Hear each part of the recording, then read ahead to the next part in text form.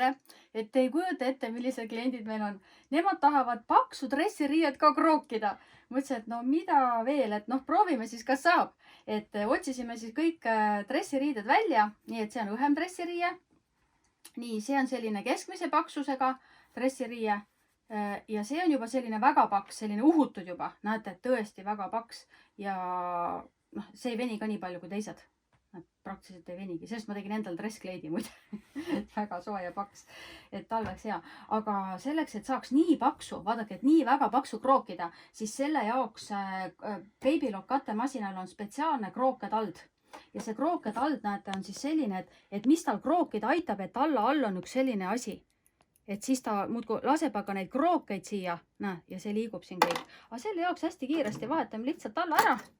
Naksti, võtame praegu seda alla ära.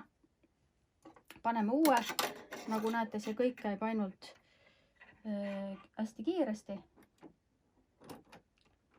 Nii, valmis.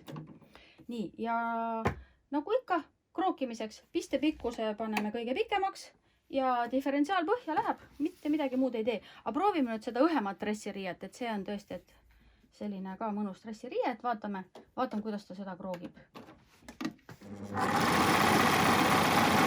Oih. Ma lasen kohe hoogad, siis lihtsalt hoiame aega kokku, et läheb kiiresti. Nüüd võtan selle keskmise paksusega dressiriide, siis pärast on hea võrrelda. Nii, ja nüüd võtan selle hästi paksu. No, laseme siit poolt, et siis on pikem, saame pikemalt lasta.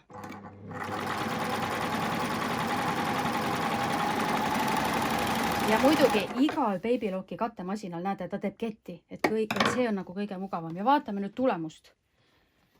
Kas näete, et see, mis on õhem dressiriie, et seda ta kroogib samamoodi nagu õhukest sitsiriiet või õhukest T-särgeriiet, näete, nii tugevalt kroogitud, noh, uskumatu.